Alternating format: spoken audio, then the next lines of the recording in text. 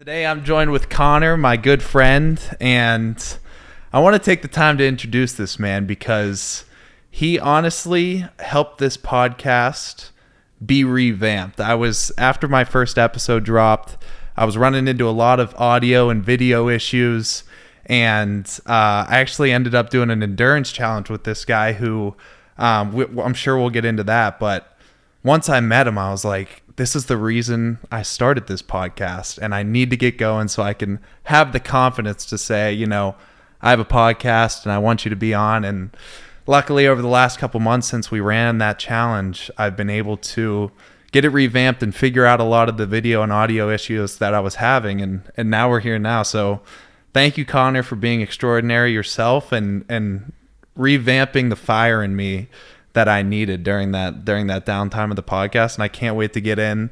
This guy has so many interesting stories that I can't wait to share with you guys. So thanks for coming on, man. Yeah, man. Thanks for having me, and thanks for the warm introduction. I'm excited to be here, and I think I'm a fan of the podcast. I've listened to every episode so far. I told you. I appreciate that. I genuinely like it. Yeah. All the guests you have on are great. Mm-hmm. So I'm hoping that we can keep that momentum going. Definitely, man. Definitely. And I want to start. So I ran my first triathlon last year. I ran the Olympic distance, and everyone was calling me crazy for jumping right into the Olympic distance. And then you come over today, and you're like, "Yeah, I'm doing the Sandusky half Ironman." And I'm like, "Oh yeah, how many triathlons you done before?" You're like, "Yeah, this is my first. You should join me." So I want to get into your mindset and what makes you want to do these difficult things. You ran a half marathon last weekend. Mm-hmm. Obviously, or not obviously, I guess we'll get into it, but we ran the David Goggins 4x4x48 challenge at your place, and you orchestrated it. This is your third year doing it. So let's start with that. What made you want to do that 48-mile challenge? Explain what it is. What made you want to do it 3 years ago, and why have you kept on coming back to it? Yeah, sure. So the David Goggins 4x48 challenge, for anyone who doesn't know, basically you run 4 miles every 4 hours for 48 hours. And so this was our third year doing it, and we started the first year. My buddy Riley, it's actually him who had the idea. He called me up one day and he was like, "Connor, you want to do a challenge?" I'm like, "Sure. What kind of challenge you got in mind?" He's like, "Do you know what the David Goggins 4x48 is?" I'm like, "Yes, I do. Let's do it. Let's go for it." I've always thought that sounded really cool. Why I thought it sounded cool? I just like the idea of challenging myself. I like the idea of pushing myself, seeing what I'm capable of, pushing the limits, and just kind of. I think all that helps you to grow as a person, and it definitely helps me grow. So I was instantly drawn to it. I was like, "Yeah, let's do it. Let's see what happens." And not only that, but the challenge itself is a great opportunity to raise money for things that you're passionate about, charities, mission trips, whatever it may be. So my friend Riley at the time was working at this gym that was going on this mission trip, and we raised money to go on that mission trip. So it was really cool being able to raise money towards a goal. And then we ended up going on that mission trip down to the Dominican Republic, had an awesome experience down there, so much so that it kind of inspired us to do it year after year from that point on. So the second year we went and did it again. This time, so the first year we raised money to go down to the Dominican and go on that mission trip. And the second year we actually raised money for the missionary site down there. I think we raised something like a little bit more than $6,000, and it was enough to help improve their facilities and increase the pay to some of the volunteers there. And then year 3, we actually were able to raise money to bring a kid up to America to kind of pursue his dreams. And it's kind of part of the why of why we've been doing it. But I can't lie, if for my own selfish reasons, I just love it. I love the challenge year after year. And it's funny too, because after year 1, Riley and I look at each other, we're like, that sucked. We're never doing this again, ever.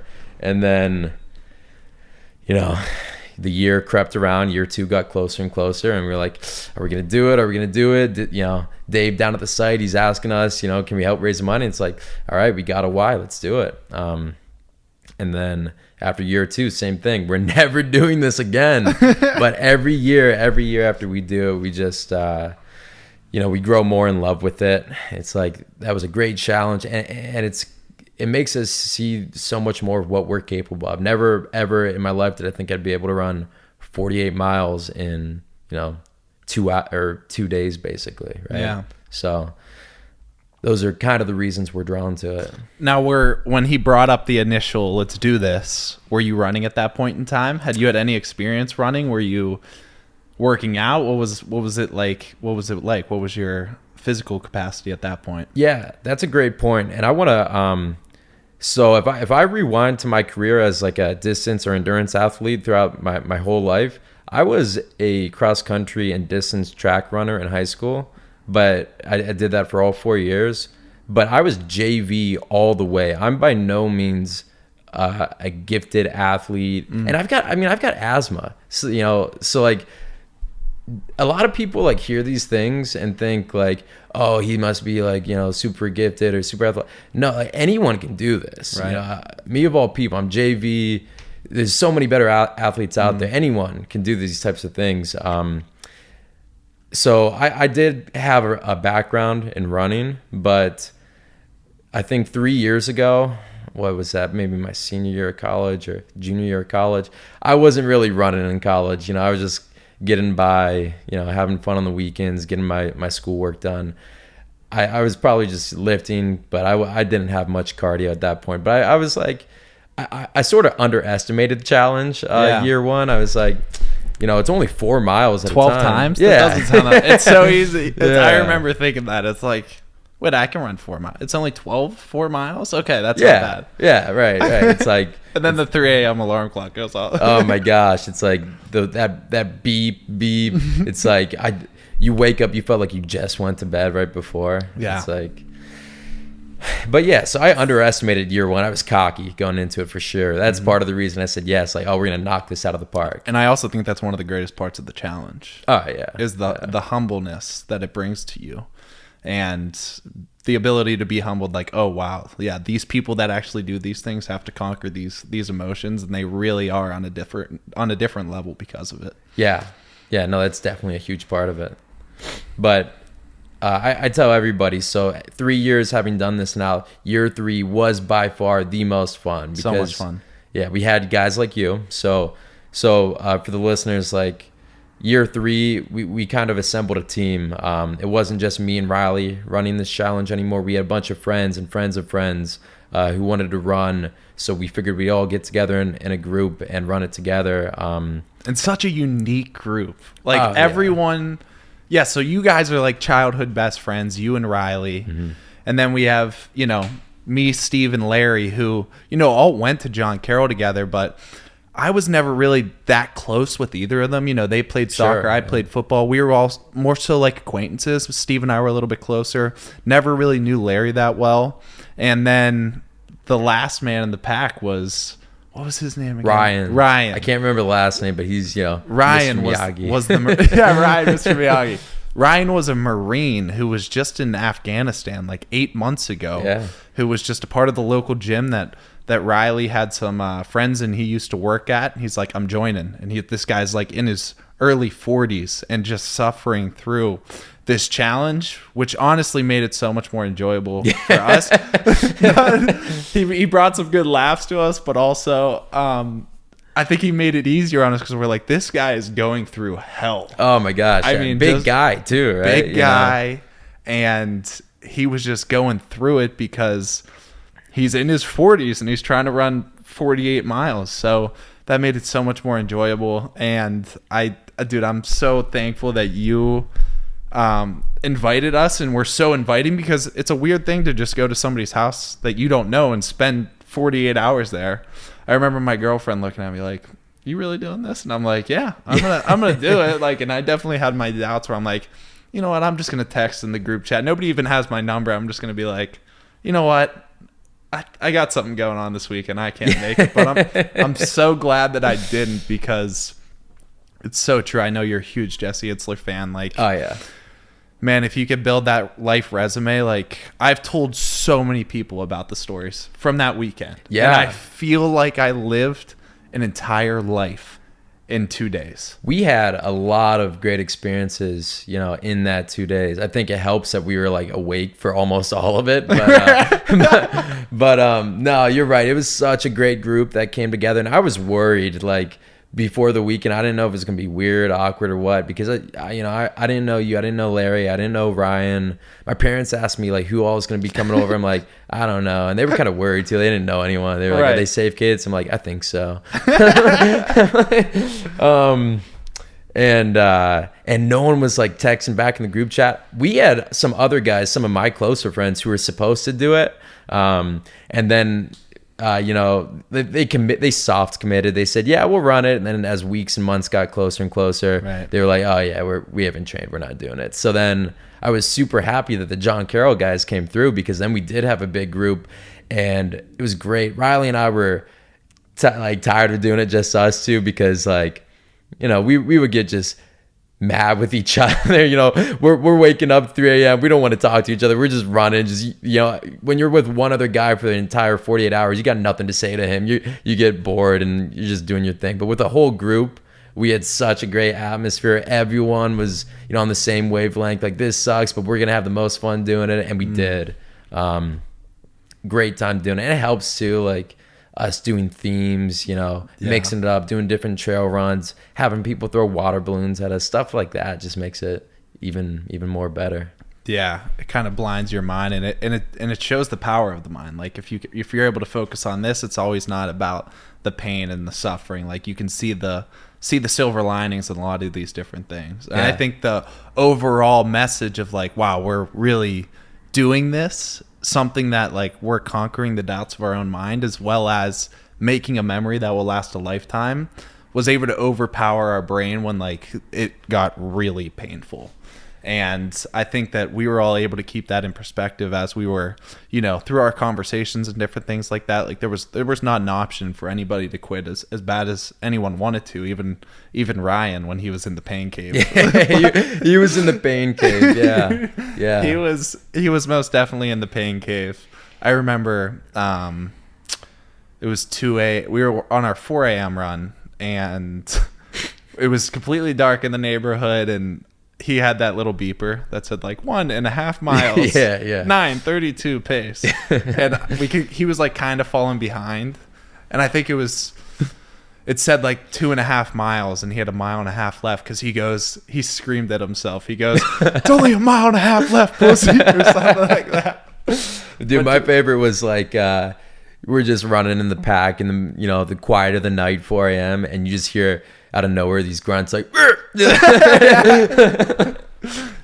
man is just absolutely suffering. But he's an absolute trooper though. I mean, to do it at that age, and you know, he said he wouldn't have done it if it weren't for us. Like, he wasn't gonna go out and do this by himself. He wasn't gonna hold himself accountable, which is just another reason to do it in a group, right? And that's another guy that I remember night one. It was like, is this Marine gonna come? And he was kind of like, I might just like do it on my own.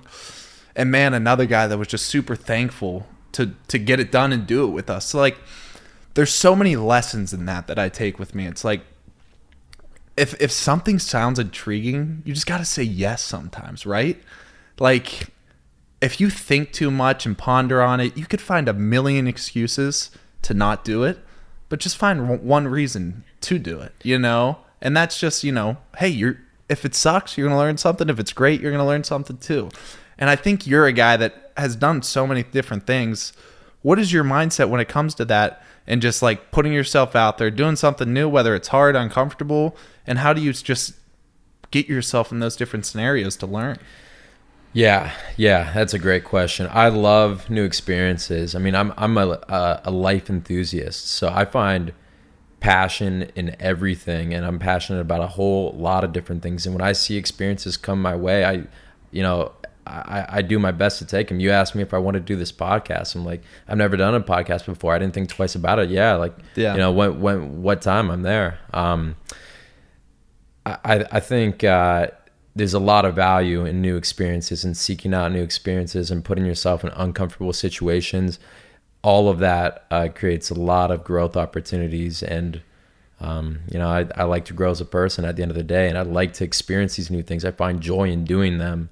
So ultimately, I'll never really turn much of anything down. I'm always down to do whatever it is. If my friend texts me, I'm a yes man. Like, I will do it, even if it's something that doesn't particularly sound enjoyable to me at the time. I think there's still value in doing experiences like that, just to see. You never know what type of emotions or how you might feel about something after you do it.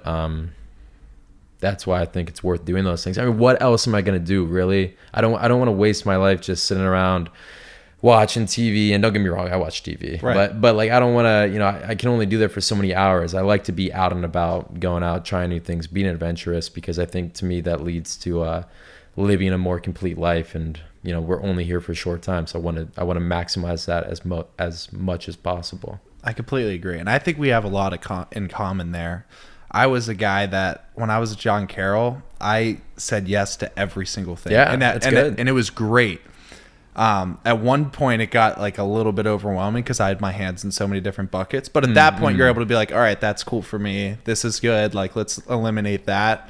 But I was at a place where I said yes to everything. But thank God I did, because even when I was overwhelmed, still putting my hands in different buckets, I was able to find out so much about myself from doing all these different things. And I think I've still brought that into the real world this past year, and things like that where, people, if I asked the opinion of my friends or somebody else, they'd probably be like, yeah, I don't know. Probably not. Like, I wouldn't do it, and it's like, yeah, maybe I shouldn't do it. It's like, I think a lot of the times you just got to say yes, It's the easier way. Just say yes, see what happens. Right. See what happens. Hey, if you don't like the endurance challenge, you don't have to do it the next year. Yeah. But what about if you love it? What about if you love it and you want to do it every year for the rest of your life? Which, honestly, I called my parents afterwards and I was like, it was the most fun I've ever had. Like, seriously, maybe not the most fun I've ever had, but it's up there. Seriously, it was up there. Yeah, this year especially. With so much fun, so many memories, so many laughs, just something that if I ever come down with dementia, like that, those memories will not be knocked out. You think that one's going to stick? That one's going to stick, along with all the other things that I've done that just truly empower me to wake up the next day and be like so super happy about life and what it has to offer, because those are the ones that remind me of it. Yeah, you brought up a good point. About being overwhelmed at times. So with this type of mentality that you and I share, where you want to do all these things all the time, it can be easy, I think, to get overwhelmed. Yeah. But I heard a quote once from, my friend whose brother told it to him. I don't know where it originated, but it was something along the lines of, I'm happiest when I'm juggling 10 items and I'm able to keep 8 up. You might not be able to keep everything up, but you're always busy. You're always constantly doing something. And I think when I look at my life, that applies to me. Like, there's some things that I end up eventually paying less attention to or let fall off, but I always replace with something else. I've always got something going on, something I'm passionate about. Right. It'll always come back around. Like, exactly, I bought a guitar. Yeah, me too. I bought a guitar 4 months ago, probably 3-4 months ago, because I'm going on a fishing trip with my family in nice. A month and a half to Canada. And there's no reception on a island in 5 hours north of Toronto in the middle of nowhere. And I was like, all right, I got 5 months. I'm going to learn how to play the guitar. Yeah. And then it's like, all right, I'm working. I'm gone 10 hours a day for work. I'm trying to start this podcast. I'm trying to train for a marathon. I'm trying to read books. I'm trying to, still be a good boyfriend. And it's like, the guitar has to wait for a little bit, but that's all right. Yeah, it has to wait. Right. But eventually when time frees up, you'll come back to it, right? Yeah, and it's still a good investment. I'm glad it's just staring at me dead in the eyes, because one day I'll come back to it. I agree. That's exactly the relationship I have with my guitar. Eventually I'll learn to play some Luke Combs and sing along. Right. It'd be great. But. Yeah, he didn't start till he was 22 or something playing the guitar. guitar. I thought the guitar. Yeah, he started vocals young. Yeah. Vocals young, but he didn't start playing until he was 21. Yeah, that's very true. Yeah, he talked about that. So, dude, tell me about this past, how have you been training for this triathlon? Yeah. So it's funny. I had a friend from back in college who did a half Ironman triathlon. Mm-hmm. He posted on his Instagram, I, immediately slid up. I was like, oh, that's so cool. Like, had a bunch of questions. How'd you train? And he just sent me over. He was like, here's this training manual. Found it online for free. It's a 16-week program. I was like, cool. I didn't even know at that time I was going to end up wanting to do one, but I saved it, held on to it. And then I was like, oh, yeah, I do want to do one. And I've got a training manual, 16 weeks. The half Ironman is... And explain what the distances are. Yeah. So the half Ironman triathlon, the order is swimming, biking, running. And the swim is 1.2 miles, bike 56 miles, and then the run is 13.1, a half marathon. Yeah. And so I was like, okay, didn't think too much into it. I was like, I've got this training manual. It breaks it down day by day, which I think is super valuable. I think it can be really daunting to look at like the end goal and think, oh my gosh, I'm gonna do all that in under 6 hours. That's the goal at least. But I don't have to think about it like that. I can just look at this manual and it shows me, swim this day, bike this day, run this much of this day. It makes it really granular and easy to understand. And that's basically my guide. Now, I don't follow it exactly at all because, life gets in the way. I was in Columbus last week and visiting friends. I couldn't swim or really bike down there. So, you got to make do with your circumstances. But I generally try to, stick to around like the weekly guide. However many swims, runs, and bike rides I'm supposed to do, I try to get nearby that. Yeah. And most weeks I fail too. Most weeks I don't get every single run I'm supposed to do in or every single bike ride. But I give myself a little bit of leeway. I think this 16-week program is kind of from couch to race. Yeah. So I think I'm coming in with a little bit more of a base than being on couch. Like I've been in relatively good cardio health ever since, the 48 challenge was a couple months ago. So I'm not worried about it. I feel great, honestly. My resting heart rate is at an all-time low. I feel like I got a lot of energy throughout the day. If I can just keep this going for a couple more months, I think I'll be fine. Yeah, I definitely agree, dude. And sub 6 hours is no joke. I ran the Olympic distance, which is half of that. And I was at 3:06. Nice. So you would be going a little bit faster than me for the entire portion, which is cruising. Like I trained very hard for that triathlon. Yeah. I wasn't killing it by any means, but 3:06, sub 6. I'd love to do a sub 6 one day. It's definitely on my bucket list. And a sub 6 is moving, but you'll definitely get sub 6. I think it's the right number to be a challenge. I think it's a realistic goal. If I train hard enough, I can get to it, but it's hard enough that I'm going to have to put in the work. I'd say it's like right on the cusp of doable. Like it's not like you can't do 16 weeks and do sub 3 hour marathon, but you could train 16 weeks and do a sub 3:30 probably. Yeah. And we'll see what it looks like too. I mean, I've got some nice equipment. I did invest in a pretty nice bike, so that's going to help there. Yeah. You're allowed to use a wetsuit, which may help a little bit in the open water swim. Definitely. But my rough breakdown of it is 1 hour swim, 3 hour bike, 2 hour run. And I know I can do under 2 hours in the run if I'm fresh. I don't know about doing the swim and the bike before that, but we're just going to see what happens. That's where I messed up. Was I was so worried about swimming because I couldn't swim more than 100 meters, and biking just because I was like, well, anybody could bike 26 miles, but it was more so like I wanted to get my quads ready. So I did a lot of swimming and a lot of biking. And I kind of laid off the running just because I had been running a lot before that. Well, and I kept on saying, just get through the swim because it was a mile swim for mine, actually. It was a little bit more than half of 1.2. It was 1,500. Yeah. So 1,500 meter swim, and I was like, just get through that, and then you can get through the rest. At least you're not going to drown and die.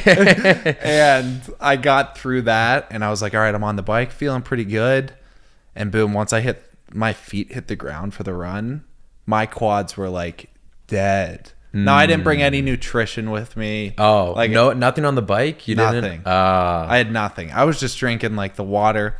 Very unprepared. Like I was one of the only people without a wetsuit. I was the only person without clip-in bike shoes. Okay. And yeah, I did not pass one single person on the bike all day. Oh no. Absolutely demoralizing. Like everyone and their mother was passing. I would like, if there was a slow lane, everyone was just around me. Oh, it's tough. It was tough. It's tough for the morale. It is. But I learned a lot, and I was at the point where, like, you know what? Like, I don't want to invest in all this stuff and then just realize, like, I hate it. Like, let me find if I truly love it. And now, like, now it sucked during, but it's one of those things where, like, now looking back on it, I was like, that whole process was so much fun. Yeah. And, like, my parents came out for it. My girlfriend was there at 4 a.m. Like, the sun's rising. You're hopping into Lake Erie. It was at 4 a.m? We had to be there at 4 a.m. Wow. I think we jumped in the water at 6 a.m. Yeah. Wow. Yeah. That's early. A funny story about when we jumped in the water. Steve and I were right next to each other, and we're just both like, first triathlon. Steve's a beast. I'm just like, is he a beast too with swimming and everything? Like, all aspects. He's just like an endurance guy. Yeah. Like, he's a soccer player, skinnier than me. He's him. Yeah, he's just like one of those guys, that is has a super strong tank that, like, he can go. Because when you run with him, you understand it. He's that guy that's having a conversation and you're just like, shut the fuck up. But we're about to jump in the water. The sun's just rising and our nerves are flowing, and he goes to pull down his goggles, and the goggles just snap. And like, everyone's jumping in, and Steve's just like, all right, I guess I'm going to swim without goggles. Luckily, somebody picked them up off the floor and tied them together in like 0.2 seconds. Wow. And Steve was about to jump in, and we were like, stop, Steve. And he goes, threw them on, and just took off. What a clutch save from that guy. And Steve, correct me if I'm wrong, but I think Steve did like 2:45. I think he was like 25 minutes ahead of me. He was I flying. don't doubt it. Yeah. Kid's an animal. Absolute animal. Dude, I love the endurance part of, I think what attracts me about it is the sustained mental aspect of it, to where, like, if I were to get into powerlifting, I think that's attractive as well, but you need to wrap your mind around like 10 seconds when it really comes time to go. Yeah. But when you do these longer endurance events, like, you have to conquer the doubts of your own mind that obviously creep in for sometimes hours on end. And I think that that's where a lot of growth and life lessons ultimately come in to play. Is that part of the reason why you do it? Yeah, that's a huge part of the reason why. And it's not just that too. There's so many other benefits to endurance sports. The conversations I have with myself when I'm out on a run or when I'm swimming laps in a pool, it's me time. It's time that I can decompress. I can think about what's going on in my life. What am I thinking about in the future? It's just time that I can spend just, at peace and just thinking. I think it's important to think. And aside from any mental benefit, I think the physical and health benefit of endurance sports is not to be understated too. Like, no one talks about, I'm sure some people talk about it, but you hear all the time about COVID and all these other diseases. But you know what's killing people way more than anything else is cardio disease. It's the number one killer in America, and it's not even close. So promoting good cardiovascular health, having a good healthy heart rate, is all things that endurance sports help to promote. And I think it's very important, because ultimately it's going to help you live to be longer and have a longer life, and hopefully do more things and be healthier during that time that you're alive. And not just that too, like I'm a pretty balanced guy, so I'm not a crazy health nut. I like to eat whatever food I want to on the weekends. Right. Like, I'll pig out. I have no self-control. Eat a whole bag of chips, bunch of beer, whatever. So it helps when you do endurance sports that you can burn off all those calories. Right. So it's good for bit. So on top of the mental and it's great physical, and just for your overall health, it's the best of everything. That's why I love it. Yeah.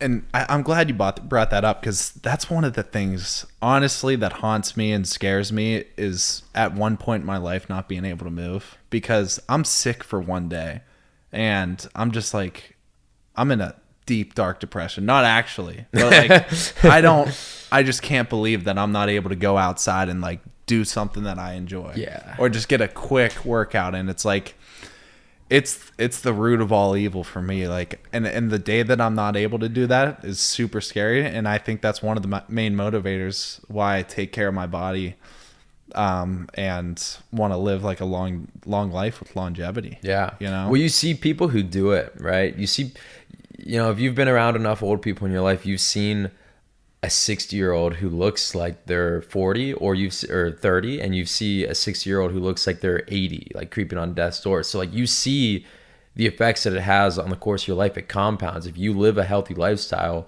you can live to be you can live a very long life and hopefully a very healthy life. And I know people who travel late into their 80s and 90s. Ski trips. Yeah, right. Like yeah, stuff like that. It's tennis. And I want to be able to do those things, in my old age, because what else are you going to do when you're retired? Right. You've got all this time on your hands, after working your whole life. You want to be able to make the most of this time at the end of your life. So you better be healthy, right? Right. And, obviously there's some things you can't control. 100%. But you can control this. Yeah, definitely. Taking care of yourself, just looking deeper into everything and really recognizing how your body feels, and just staying ahead of being sick. And it truly scares me. And that's a 40-year difference you're talking about. If you're 60 and feel like 40, if you're 60 and feel like you're 80, it's a 40-year difference. That's an entire lifetime that you could feel, man.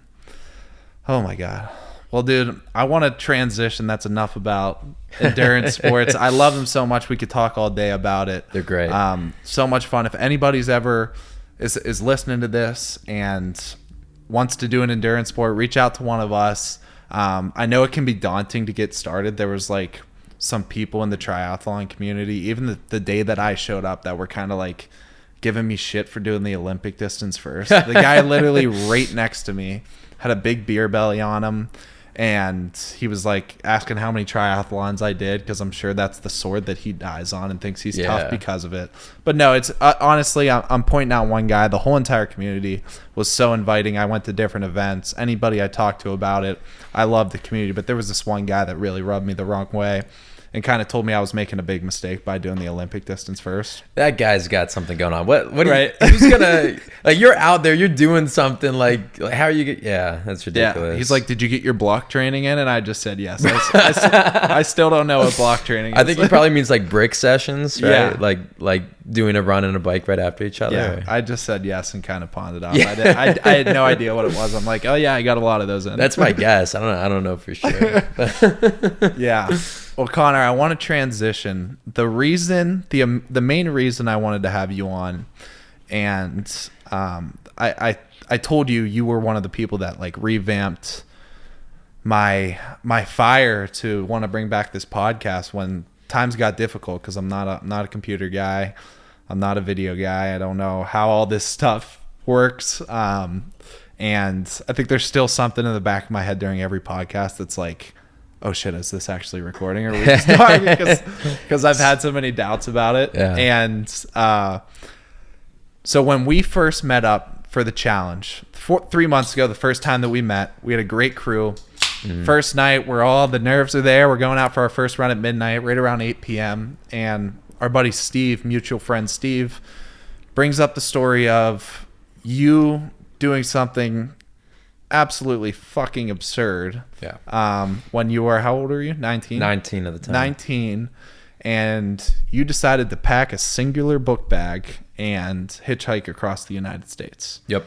And when I heard that, I was like, holy, like, it's funny how you like have a perception of someone when you meet them, and you kind of create an image of your mind, like who they are. Like, all right, that's probably like an hour into meeting you. And then I'm like, oh, this is like cool guy, whatever. And then I'm like, oh, you went through that? So I have a completely different image of like who I think you are now. And like, I want to pick your brain about everything. And that's the reason why you're here right now. So dude, take us, I know there's a lot to the story and we'll dissect a lot of it throughout, but just take me through the beginning stages. Where were you at in your life to the point, when did the idea rise to the point when you're like, fuck it, I am packing a bag and I'm going to sit on the freeway? Yeah. Wow. So I love talking about this too, so I'm sure we'll get into it. the most important thing here too, that has to be said first, is that this was not an original idea.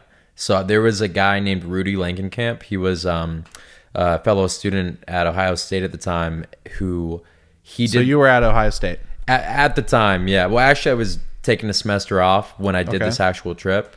So just beforehand. But essentially, what happened was Rudy did the exact same thing that I did, and he did it first. He actually paved the way for the trip. He helped me plan for my trip, and none of it would have ever happened if it weren't for him.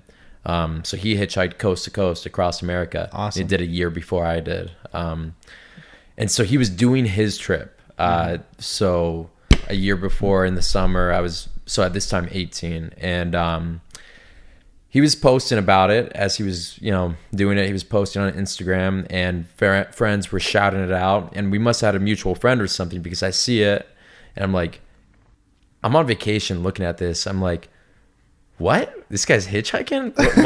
What? So I check out the page. It's like, oh, he's really doing it. And it's like, no, like he's already been here, and here. I'm like, wow, I didn't know you could hitchhike. I've heard of hitchhiking. I didn't think people did it. It was like in the 70s. Yeah. It's like an old pastime. Yeah. And I just instantly, like, upon first sight, thought it was the coolest thing ever, because I'm someone who loves that adventurous spirit, who loves to travel, but always thought like travel is a really expensive hobby. Mm-hmm. But then it all clicked when I saw that. I was like, well, this isn't expensive. Right. It's free transportation. And he's sleeping outside, he's sleeping in hammocks and stuff. I'm like, this is almost completely free. I'm like, at that point, I was sold. On first sight, I was like, I'm doing this next year at this time, no matter what it takes. And I told everyone I was with. I was on the vacation with some buddies of mine. I was like, you guys seeing this? And they're like, oh, that's pretty cool. I was like, no, it's really cool. And so it began that a year before, I started kind of like planning out, like, okay, what does this actually, look like? Start reading like the Wikipedia article on hitchhiking, like where do people normally go to do it? And then just start hitting up this guy in particular, Rudy. I'm like, dude, I think it's so cool what you're doing, like blah, blah, blah. When you get back to OSU in the fall, let's get together, let's grab coffee. I'd love to, hear more about these stories. And super nice guy. He was more than willing. Sat down, got lunch, I think a couple of times, and told me, all these crazy stories that happened on his trip. But not just that, helped me realize what it would take for me to do something like this, and talked about what type of gear he brought with him, things that you wouldn't even think of beforehand, but since he did it, he knew, he had prior experience. So he started helping me plan out all this stuff, and this is still many, many months before the actual day, but it's like, okay, I know everything that I need to know. Now I just have to go and do it. And so I set a time in May, because it was probably actually going to be closer to June, but I ended up taking that spring semester off school entirely. And it got warm enough in May in Ohio and wherever else I was going to be traveling that I was like, what am I waiting for? It's time to go. Let's go. I think I probably left first week in May, which would have been this week 4 years ago. Wow. Yeah. And packed up, all my, whatever I thought I might need, some clothes, some nutrition, lots of socks, lots of underwear, a little bit of self-defense. What'd you bring for self-defense? Yeah, self-defense is a funny one because, and like hardly nothing. I brought like a taser that I bought off of Amazon, like some cheap thing, and then like a pretty dull knife. And and by the time I got to Savannah, which is like a few days into the trip, I realized I had too much weight in my backpack, because it weighed like 40 pounds. And even though I'm hitchhiking, I'm still walking a lot. Right. I'm walking like 15 miles a day. And to do that with a 40-pound backpack on, it's like super heavy. Super heavy. So like, I mean, yeah, I lost a lot of weight on the trip. But basically, I realized like I need to get rid of some weight. Like there's some things I realized I'm not really using. I'm going to ship them home just to get rid of some weight. So the taser was one of the things I shipped home. So then I just had that knife, and that knife I didn't even carry on my person. It was in the backpack. So if I'm in the vehicle and my backpack is in the back of the vehicle, I basically defend. Right. But I had already, by the time I got to Savannah, felt so comfortable with people and just, had a lot of faith in humanity. Wasn't scared at all about getting into people's cars, that it didn't matter. So explain the beginning of the trip. And because for me, originally hearing the story, it's like, wow, how does this start? Are you getting 10-minute rides? Like, are you getting dropped off exit to exit the whole way down? Mm-hmm. So I guess start off with the scope. So where did you start, and how did you make your way around the country, and then come back and kind of take us from the beginning? Like, what was the first ride like, and things like that? Yeah. So from, a top down view looking, I planned out my whole route to an extent. I realized when you're hitchhiking, you might not follow the route exactly. You're not going to hit everything. But if I can generally follow along these lines, I planned out a route to basically go south to Florida first, westward from there type deal. Along the way, stopping at as many big cities and national parks as possible, because those were things I wanted to see. Starting in Akron, Ohio, right? Canton, Ohio. Yeah, okay. Same difference. But so day one was super interesting. It set the tone for the rest of the trip, basically. Woke up 5 a.m., final gear check, pack my bag, make sure I got everything ready to go. Hop in the shower, took a really long shower. I don't know when my next one is. and then, walk out the door, and the highway's not super far from my home, so I figured I'd just walk to the highway. My friends were like offering to like take me to the highway. I was like, no, I gotta have a true start. I'm gonna walk. But me in my head, there's such a good thing as a good on-ramp to hitchhike versus a bad on-ramp to hitchhike, because that's primarily where I was standing. I was standing on the sides of on-ramps. Mm-hmm. And I had built up in my head, I was like, well, the closest on-ramp to my house, I don't think it's a good one. So I opted to walk like 3 miles further to this other on-ramp. I was like, I'll start here. Yeah. But that was like an uphill walk. I spent like an hour. I was already sweating by the time I even got to the first on-ramp. What's a good on-ramp? Just space? Yeah, so you want width. So you want it to be wide, a big shoulder, easy for them to pull over, and then length. Length is good for two reasons. One, they have a lot of time as they're coming up the on-ramp to think about it. Like, I see this hitchhiker. Do I want to pick this hitchhiker up? And then if it's a longer on-ramp, they're typically going slower too, so they don't have to slow down as much when they do pull over. And those are big factors. Because there's some on-ramps that are like super like short and spout, and they just go straight up. Yeah. It's much harder to hitchhike on those. It really is. Yeah. You learn that. So, but the on-ramp that I opted to skip past, it would have worked fine. But I was like, whatever. We went to this one, and I'm standing out there. I just announced to the world. I think I put out like a post right before I left. I was like, by the time you're reading this, I'll be on the road. And I'm standing there smiling at every car that comes past, big old grin on my face, got my thumb sticking out. And I'm just getting met with so many mean glares. Everyone's like pissed that I'm standing there. Like they're just looking at you like, what is this kid doing? Like I'm like, whoa, didn't expect that reaction. I'm like, 10 minutes go by. I'm like, oh my gosh, like no one's even like slowing down. They're just all looking. I'm like, do I look like so?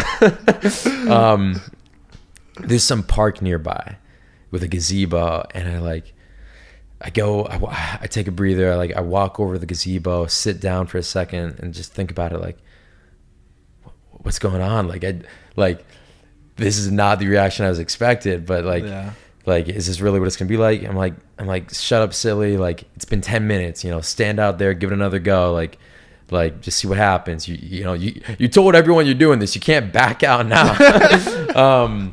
And so I went. I stood for another five minutes or something.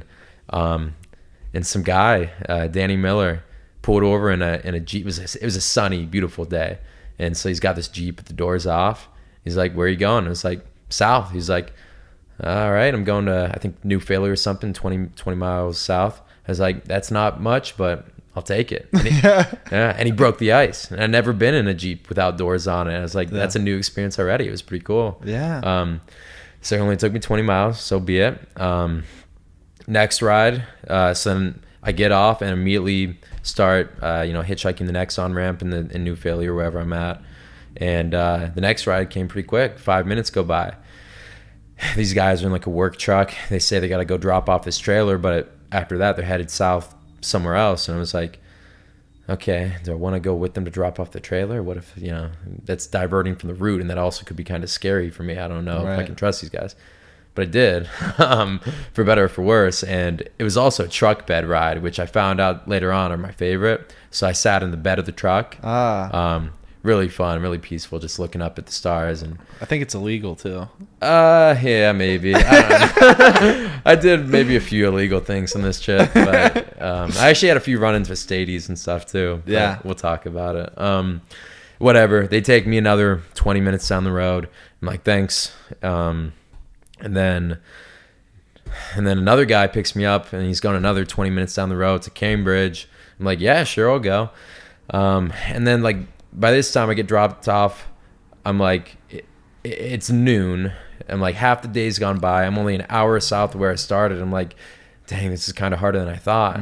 But I've gotten 3 rides, so it's doable, right? Stopped in McDonald's, got like a $1 McChicken sandwich or something, refuel, and then go back up to the on-ramp. And when I went back up, I got my whale, my big ride. This engineer guy from Cleveland, he was driving all the way down I-77 basically to go visit his elderly mother down in South Carolina.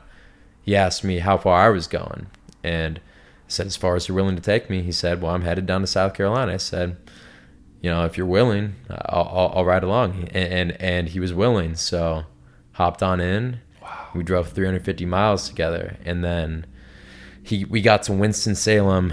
I believe that's South Carolina. No, it's North. You're right. North Carolina. At that point in time, he had to start going, towards the beach and off the main highway. Yeah. And I was like, this is where we're parting ways, basically. I was like, that's great. I can take it from here. Winston-Salem, we spent all afternoon and evening driving. So by the time I got there, it was a little bit later, but, I was like, okay, day 1, I got 4 rides. I went over 400 miles, and I'm now in North Carolina. I'm like, this is already beginning to be a success. And I thought to myself, Winston-Salem, why do I know what Winston-Salem is? Like, why does that sound familiar? And it's like, oh, Wake Forest is in Winston-Salem. Google it real quick, find out I'm only 2 miles away from the campus, and this is in May, so kids are still in school. Yeah. And turns out I got a couple buddies at Winston-Salem. So I shot them a quick text. I'm like, hey, you're never going to believe this, but, I'm at Wake Forest right now. They're like, oh, dude, like, come on over. I went and I got dinner with my old roommate's ex-girlfriend. She swiped us in. We caught up. So I got a free meal, right? She just swipes me in. And then I meet up with my other buddy later from high school. And he tells me like his roommate's out of town, so I can sleep in his bed. So I got to sleep on a bed in my first night ever. And like he takes me on a tour of like the whole Wake campus, the Wake Forest campus, which is beautiful. And I got a shower. I got to sleep in a bed. I got to meet up with some friends. I met all these cool people. The rides I had like along the way, had great conversation with those guys. And all this happened in one day. And I'm like, that was just one day. I'm already in a different state. This is already moving along. I'm having a great experience. This sets the tone of the trip. It's already off to a great start. So every day after that was just a new adventure, new place, new people, new things to do. And I was nervous at first, day 1, but it worked out. what is it like when somebody starts to pull off to the side of the road? So this architect you said was the one that drove you? Engineer. Yeah. So some engineer starts to pull off towards the side. He asks you where you're going. You end up getting acquainted, and now you have 350 miles, several hours with this person. What are the conversations like? Obviously a very outgoing person in the first place to pick you up. I just wonder, where do these conversations lead you? I'm sure a lot of different directions, but was there a basis of a conversation with the majority of people, or were they all over the place? All over the place, and never a dull moment with any of them. Yeah. So I got picked up by all different types of people, all walks of life. But it didn't matter who you were or why you picked me up. We had a great conversation that lasted the entire time that I was, in the car with you. Just because anyone who was willing to pick me up would then ask me like, hey, why are you hitchhiking in the first place? And then I would explain to them the story. I was like, I'm not broke. I'm not homeless. I'm just doing this out here for adventure, for fun. And people loved the story. They resonated with it. They thought it was super cool. And they would just ask me about all the places I've been to so far and all the stories and everything. And I mean, we just talk the whole car ride. So I mean, given that, this guy in particular was like one of my first few rides, I probably didn't have as many stories to share with him. I'm just starting out, but still I was able to talk to him about what my plans were, what I wanted to do. And he thought it was just really cool. So there was never a dull moment with anyone who picked me up. Always had a great time, just chatting away. So much so that there were some cars that when it was time for me to get out, it was time for us to part ways, that we genuinely felt like sorrow. We were like, dang, it has to end. I have to I have to get out right now. Right. Yeah. No, I met a lot of really cool people. There's still a handful of people to this day that I talk to.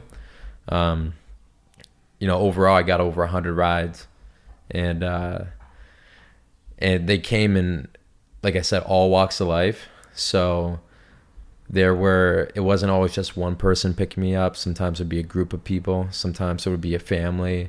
Sometimes it was kids younger than me. Sometimes it was single girls. Sometimes it could be anybody.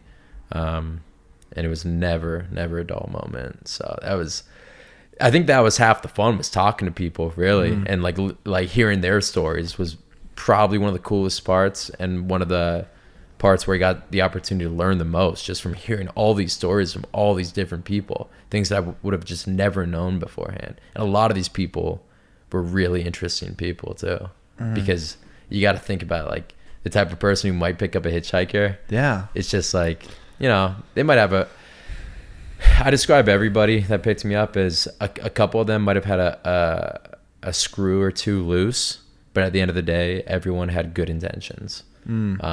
And just made for really good stories talking with these people. Yeah, definitely. I would imagine, if I were to guess, that a vast majority, if you said that, say 100 people picked you up, I would say over 80 were probably over 40. Maybe 35 at most, and I could be completely wrong. I just think that the younger generation has such a negative perception of hitchhikers due to maybe Hollywood or these different things. But I don't know, the very few times I've seen hitchhikers myself, I think my innate instinct is just to be like, no way, like I'm not picking up someone. I think that has changed since I've heard, people like your story. But what was the demographic? Was there a certain type of person that was more likely to pick you up, male, female, whatever it is? Yeah, absolutely. I mean, I got more males for sure than females. There were only a handful of like single girls who picked me up. But I mean, nonetheless, it did happen on both sides. Yeah. And then, I mean, really all walks of life, all careers, the rich, the poor. I got picked up in like Camaros, BMWs. Really? Whatever. Oh yeah. Yeah. I had some sick rides. I mean, really every off-duty cops, pastors, whatever. But I would say the two most common demographics that I ran into were veterans. just, old or young veterans, just guys who just weren't afraid and just wanted to help. Just it seemed to be a common reoccurring theme was veterans, and then grandpas, a lot of grandpas who used to hitchhike back in the day themselves, and they were reliving their glory days, and they would tell me all the stories about when they used to hitchhike back when it was like a really common thing to do, or at least a lot more common than it is now. It was the most common in the 70s, or was it the 60s? I couldn't tell you which decade in particular. I think fairly common probably in both of them, but I mean much more common in either one of those than it is now. Today you don't see anyone today, but I'll tell you what, those guys had the best stories too. They told me about what it was like when they were doing it, and it just sounded wild. I wrote a lot of that stuff down, but yeah. And I think another cool part, you said that you were reading back through your journal before this podcast, and how important, I'm an avid journaler myself, especially when I know that it's a super important time in my life that I want to look back on.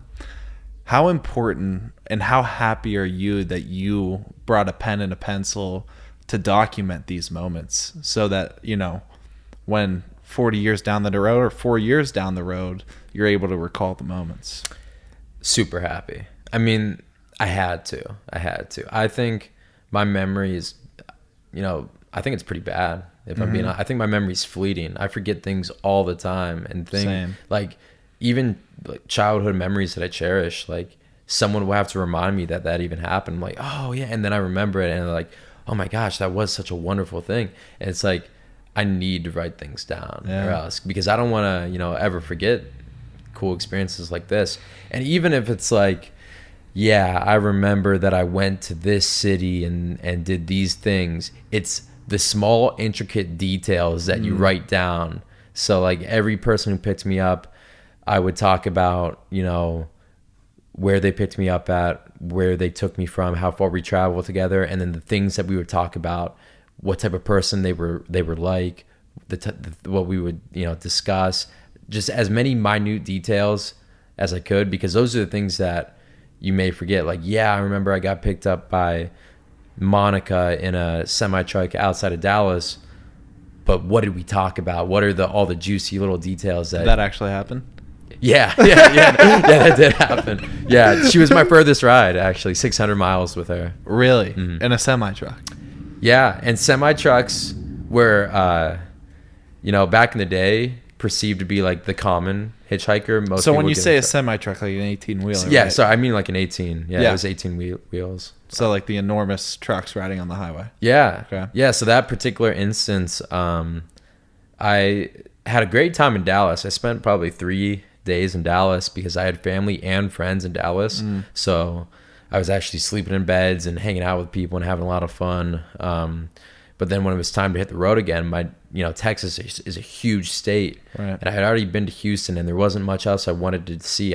My next stop was Albuquerque, the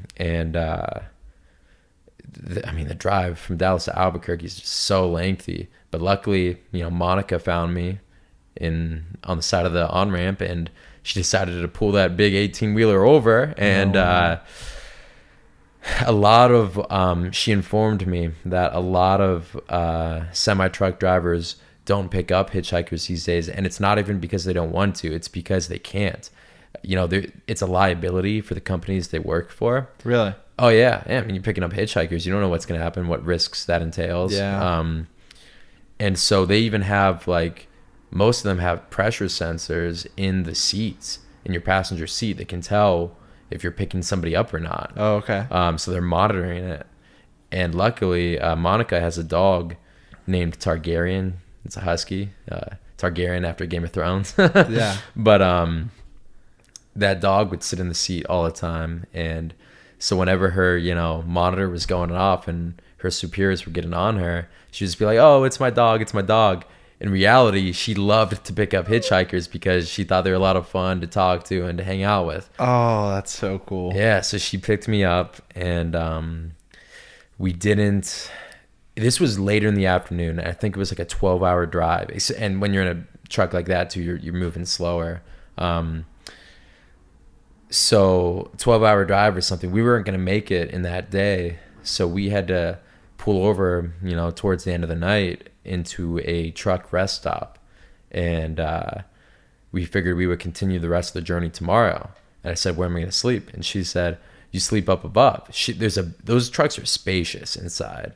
So there's a bed on the main level that she slept in, and Targaryen slept on the ground right next to her. And then I slept in the loft above her. There was plenty of room for me. Yeah. And we did. And we slept and got great night's sleep. And that was at a rest stop. So the next morning we wake up, and she, as a truck driver, has these swipes to all the rest stops that she could swipe me in for a shower. So then I got to shower and everything too. We did that. And then we hit the road, drove however many more hours till we got to Albuquerque. So that was my longest drive. And I think one of only 2 semi-truck drives. So over out of the 100+ drives I had, only 2 of them were 18-wheelers. Wow. Yeah. Yeah. I've always wondered what the inside of one of those semi-trucks look like. Huge. I would always imagine that it would just be tiny. Like I've always imagined like half a twin bed. And that's kind of like where you're like right behind the seat, tucked in, and you just gotta crawl into this little crawl space and fall asleep. I'd say her bed was probably a full, not a queen, but a full. And there was pretty ample space. Yeah, it's it's surprising how big they are. Wow.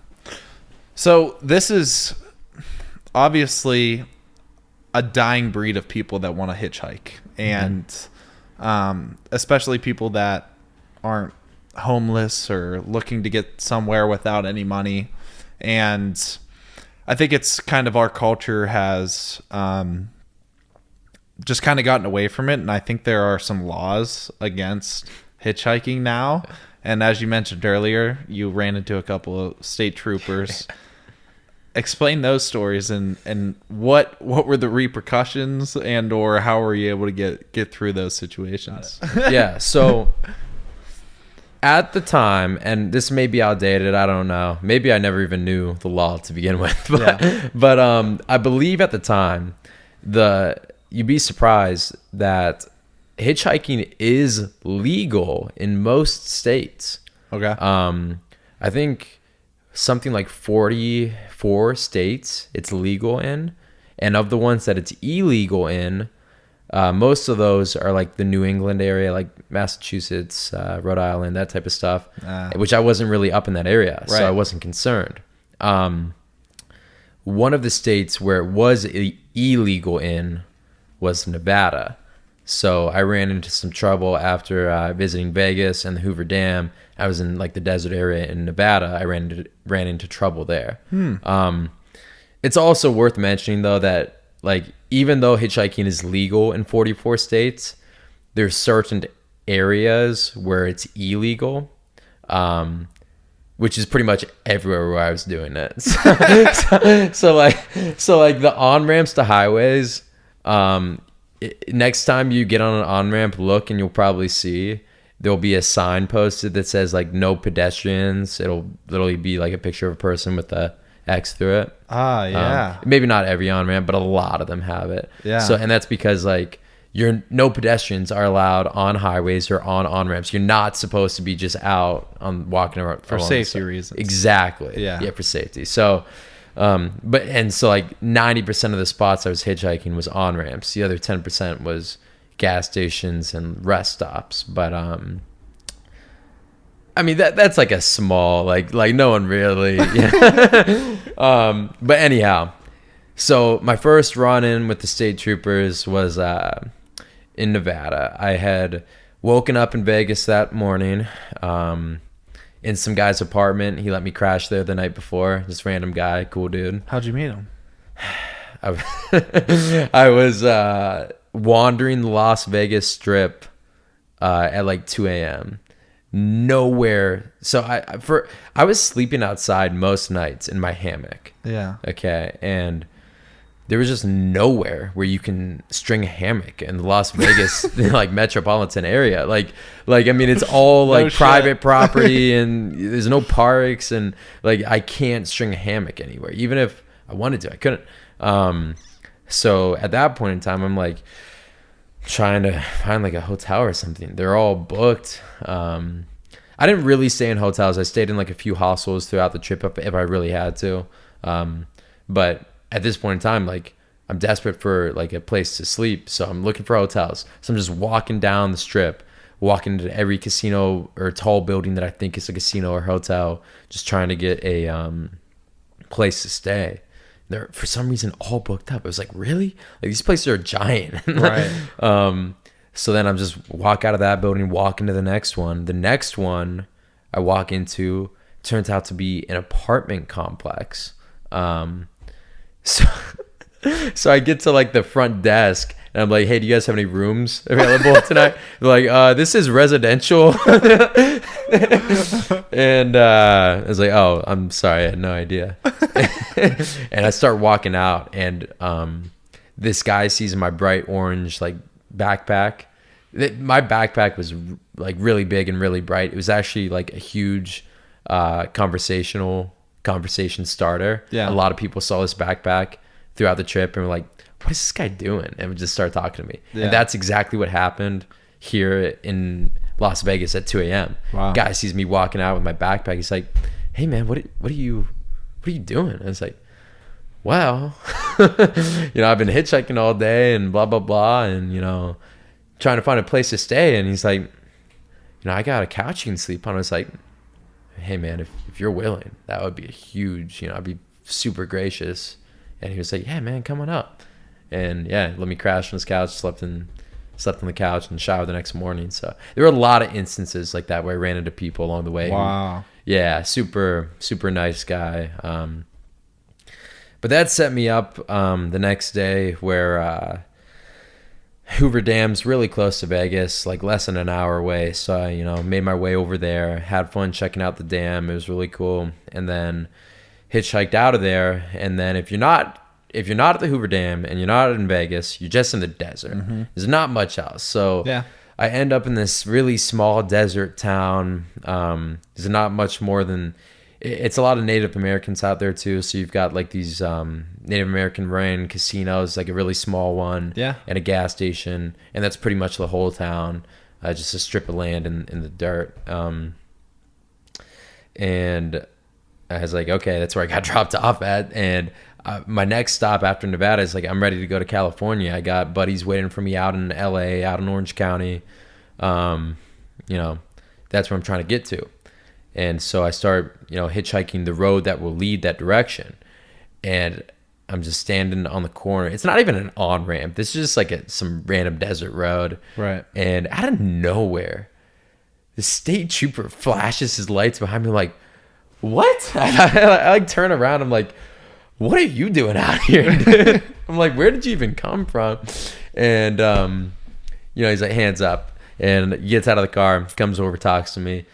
He's like, what's going on? And it's like, hey, how are you doing? And he's like, what are you doing out here? And I'm like, well, I'm hitchhiking. He's like, I understand that, but why? And tell him what I'm doing. I'm like, oh, I'm just traveling across the country, having a good time. And he's like, let me get this straight. This is like a verbatim quote.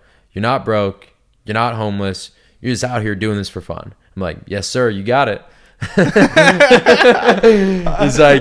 he's like, I tell you what, man, that's pretty cool, but you can't do it here.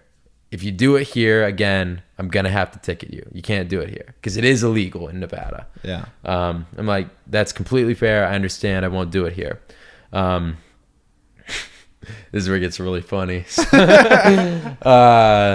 I'm like, okay. I check my phone, and because I have a little bit of cellular service wherever I'm at, and it shows that I'm 18 miles from the California border. So I'm thinking to myself, because it's still pretty young in the day, that if I can just hoof it to California, just walk, that once I cross the border, I can hitchhike legally again, and then I won't have any trouble.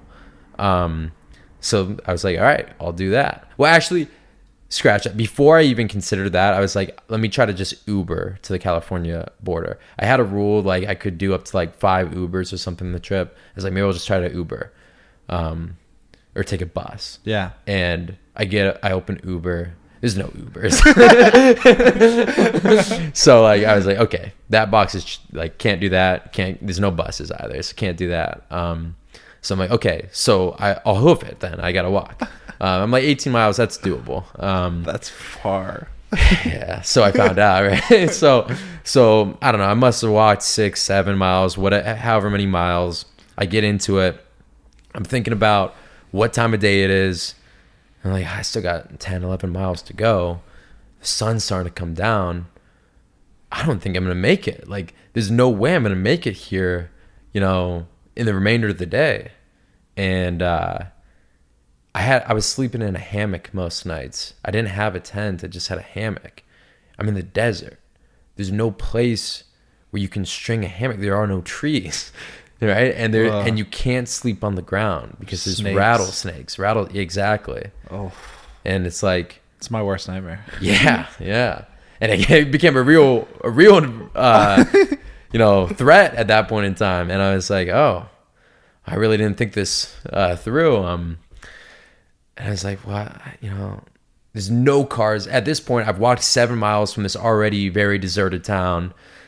Now it's like just the middle of the desert. There's nothing around me, just this one dirt strip road. And it's like, somehow I still have cellular service. So I'm like, I'm in a really actual predicament here. I'm going to call, the state trooper's office and like see if they can pick me up. Like this is an emergency scenario.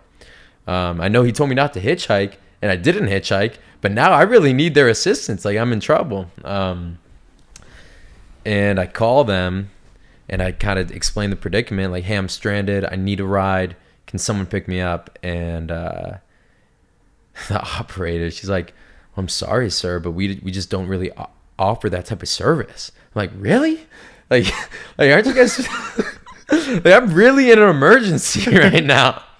And they're like, I'm sorry, like we don't do that. I was like, oh shoot, well, like I don't know what to do. And she's like, well, this isn't me telling you you should do this because it's illegal in the state of Nevada, but maybe you could try hitchhiking. I was like, all right, yeah, okay. Sounds good. I'll talk to you. Bye-bye. I was like, I get off the phone and I'm like, okay, so this person who works for the state trooper offices just recommended that I hitchhike. I'm hitchhiking. Like, yeah. So the issue is no one's going down this road. Like I might have seen how many cars? One car an hour. Really? Yeah, one car. Were you ever like just no? At first I wasn't. I was committed to the walk. Yeah. But then after that phone call, I was like, okay, the very next car that comes by, I'm gonna thumb it. And so I did. And lo and behold, that person pulled over, right? No way. Oh yeah. I mean, at that point, it's not even like, should I pick this person up or not? It's like, this person's in trouble. I need to pick like we were in the middle of nowhere. And yeah, so they picked me up. And oh my gosh, dude, it's like a really nice BMW. As I'm like, oh, okay, cool. Riding this out. He lets me hop on in. We get to talking. The guy tells me that he's headed back to Orange County, California. I'm like, no way, that's literally my next destination. And it's like 300 miles away. Yeah. So I'm like, this is gonna be a long trip. This is perfect. And I'm like, no way. I have a friend who lives in Orange County. He told me he's got a place for me to stay when I get there. I texted that friend. I was like, hey man, I might be arriving sooner than expected. And then I'm talking with the guy who's driving me. He's like, the only reason he's going down this random desert road is because he's trying to stay off the main highway because he's hauling a trunk full of illegal fireworks. I'm like, that's awesome, man. Like, I'm just so grateful for you picking me up. Like, I won't tell anybody. That's sick. And oh my god. Yeah, and it's like a 2018 BMW or something. And this is like 2019 at the time. It's like brand new. I'm like, I don't know what. This is awesome. And the guy told me back in the day he used to drive for Uber. He loves driving people around. He's got no problem with it. So as I'm texting my friend, he's like, oh yeah, man, when you get here, come on up to my place. Like, I got you. We'll go get in and out tonight. You can have a bed to stay in. I was like, all right, that's sick. And, we drove the next 4 or 5 hours all the way out of Nevada into Orange County. And he dropped me off right at my friend's front door. I was like, thank you so much, man. That was such a great trip. And I went from being stranded in the desert to sleeping in a bed and eating In-N-Out that night. Oh my God. Yeah. Dude, it seems like every single time it got to like the brink of something being a really bad situation. Obviously, we're just hearing bits and pieces of the story, but it seems like there was a heaven sent angel every single time. Yeah. Like, what do you think? How did the stars align for that person to be going to Orange County? Yeah. And when you're walking the Las Vegas Strip, that some person just points out your backpack. I know, right? Like, what are those coincidences? What do you point? Where do you like? How do you explain those coincidences? Yeah. Great question, man. Full of great questions today. Thank you. Yeah, I think part of this whole trip was like spiritual for me for sure, in the respect that, like you said, right when things seemed that they were at their worst, that like I didn't know how I was gonna have shelter that night, or I didn't know, if I was gonna be in danger or whatever. It always seemed like miraculously last minute something would appear out of nowhere and I would be fine. So I had a lot of spiritual conversations with myself during that trip about like, wow, is this God, looking out for me? And something to be said that I know my mom believes in very heavily, and I definitely believe in to an extent, is right before this trip, my great aunt Ginny had passed away. I'm talking like the week I left for the trip. And my great aunt Ginny was the closest thing I ever had to a grandparent. Almost all my grandparents pretty much died before I was born, so I never really ever knew them, which is fine. You're not sad about them if you don't know them. Right. But that being said, that left like a void. I never had any grandparents growing up, except for my great aunt Ginny, who passed the week that I left for this trip. So my mom always said like she was my guardian angel watching over me over this trip, and I definitely believe in that as well. Not just her, but God and everyone else looking out for me. And it really did seem like that, because just as you described, like the most miraculous things would happen right when I needed them most. So crazy, but not unbelievable. Yeah. Like I'm not surprised that there was some life-changing shift in your life that happened right before that led to these different moments happening. That's something we haven't even talked about before, but I'm sure that once those coincidences start to happen, and it's just like the stars don't align like that 2, 3, 4 times in a row. Happens so many times. It's like happens once in a lifetime. It can't be coincidence at this point, right? Yeah. Right. Wow, that's so crazy. What did your parents think when you came to them and said, "I want to do this"? That's the part I feel. And I also want to. Were you going through something at school to want to take a semester off? Were just things not clicking? Was it like, I don't know what I want to do with my life? I don't know if I'm in the right place. Yes. Yeah. What should I answer first? I would say, what was the reason that you took a semester off school and wanted to do this? Yeah. And then how did your parents react? Okay, sure. So we'll start with the semester off. And I had no idea what I wanted to do with my life. So I graduated high school. I was a really good student in high school, and went to Ohio State.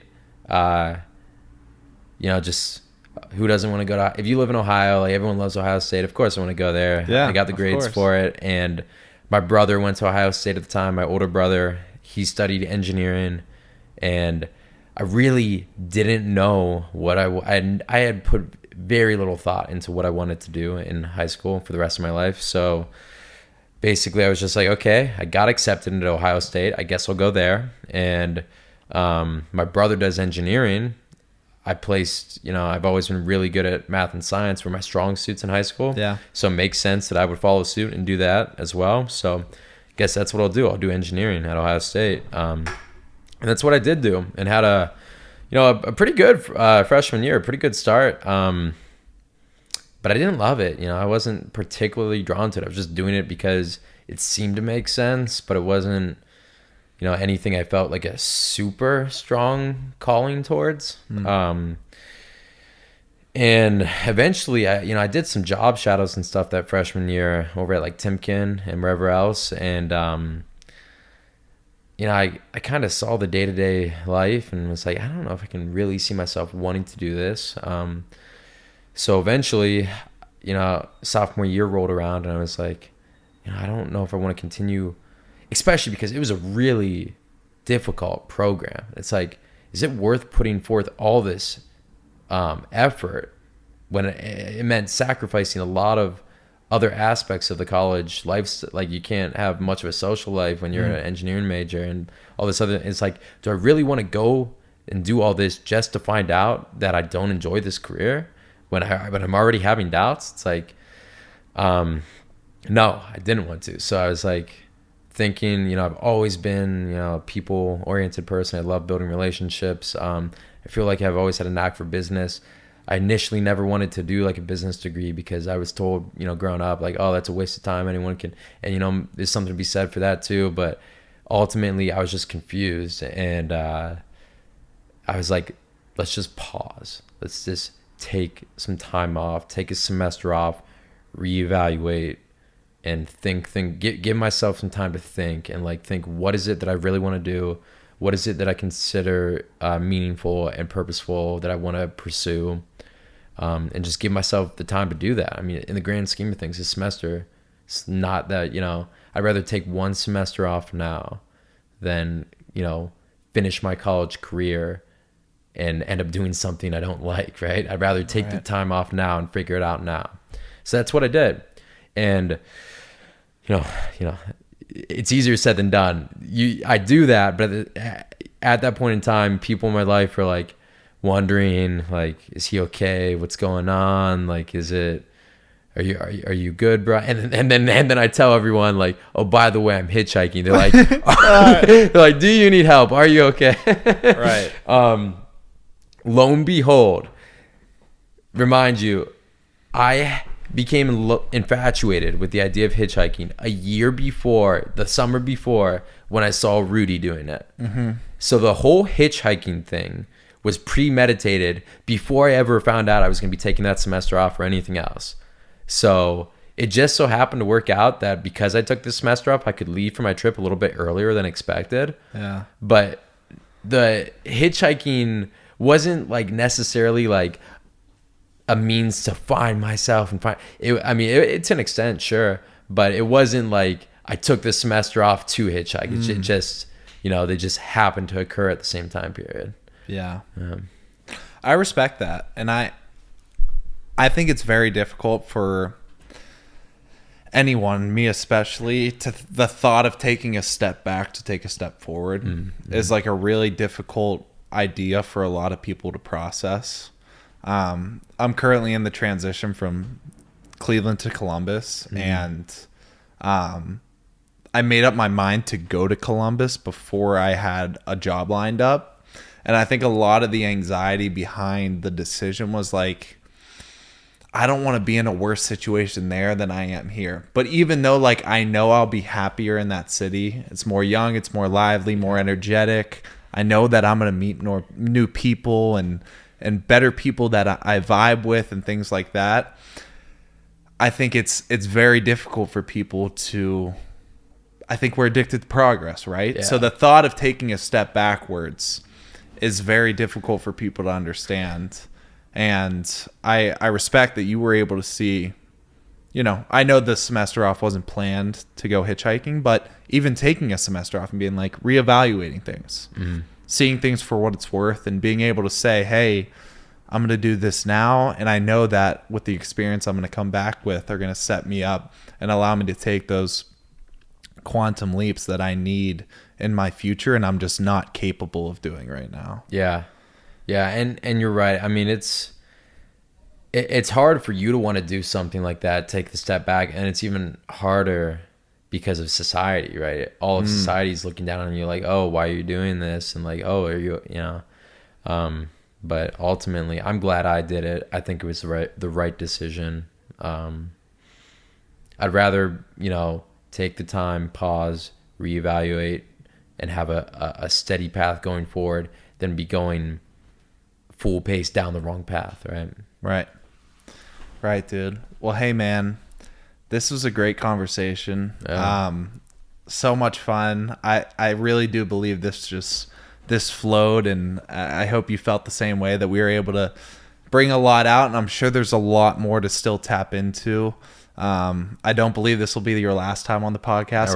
I definitely want to have you back on here and see what you continue to do in your life, and as you continue to build your life resume. So, man, I want to give you the floor, and I think that you just have so much to give, Connor, to anybody who's still listening. They're clearly invested in your story and are fascinated by what you've been able to do. And not necessarily want to put you on the spot, but what is something you would say to somebody who is, just stuck in their life and looking for a transition? You can remember those times where you were there and you knew that, you had to take a step back to get there. You had to pivot. You had to do something because something just wasn't right. And hard to put into words, but you did it and you've lived it. So if you could explain to the people who are still listening, what would you say to someone who's going through a tough time and want to change in their life? Ooh, it's tough. There's so many different ways to answer it. I think just speaking from personal experience is that I would say some days the world can get so heavy that it's hard to do anything. It's hard to wake up. It's hard to get out of bed. It's hard to put forth any motivation or any work.